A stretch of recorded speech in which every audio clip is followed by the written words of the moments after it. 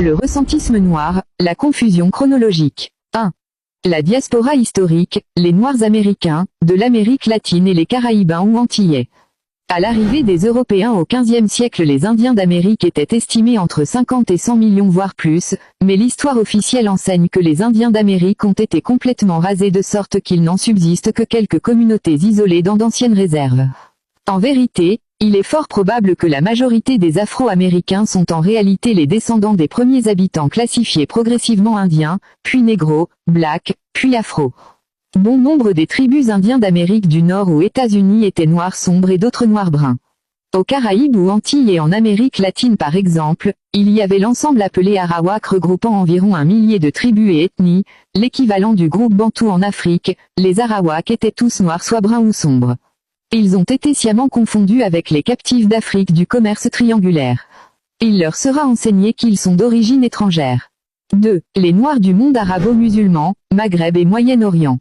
Les Noirs du monde arabo-musulman sont généralement classés dans 2 catégories au choix, soit ils sont considérés descendants de captifs déportés d'ailleurs, soit ils sont considérés descendants d'immigrés de la période islamique. Pourtant les Noirs sont soit les premiers soit parmi les premiers habitants du Moyen-Orient en particulier, des pays tels que le Yémen ou les pays du Maghreb nord-africain regorgent d'un fort pourcentage de Noirs autochtones. Les Noirs autochtones ont été confondus avec les captifs de la traite arabe.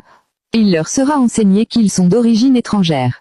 3. Les Peuls en Afrique subsaharienne. L'opinion populaire confond la période de l'islamisation des Peuls avec leur installation dans le continent africain.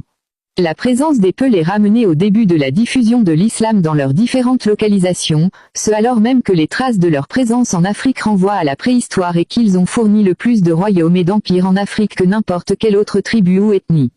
L'adoption d'une nouvelle religion est toujours synonyme de rupture avec le passé et les traditions et la culture jusqu'alors. Pour un individu, la conversion à une nouvelle religion conduit généralement à une rupture avec ses ancêtres.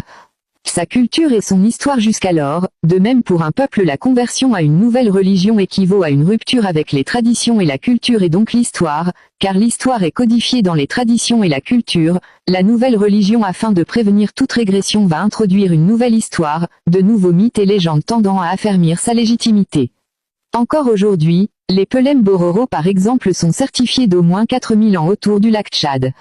La présence Peul au Fouta Toro remonte au-delà du 2e millénaire et n'a toujours pas pu être datée, et la présence Peul au Fouta Djallon remonte à la dernière période volcanique au Fouta. Ce fait est confirmé par des traditions et des traces physiques. En remarque, il faut savoir que la plupart des massifs montagneux tels le Fouta Djallon sont constitués à l'origine par une activité volcanique. Il leur sera enseigné qu'ils sont d'origine étrangère.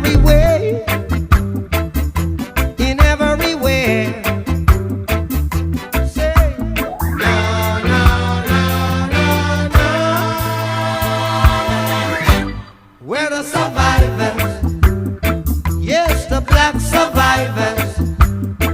I tell you what, some people got everything, some people got nothing, some people got hopes and dreams, some people got ways and means.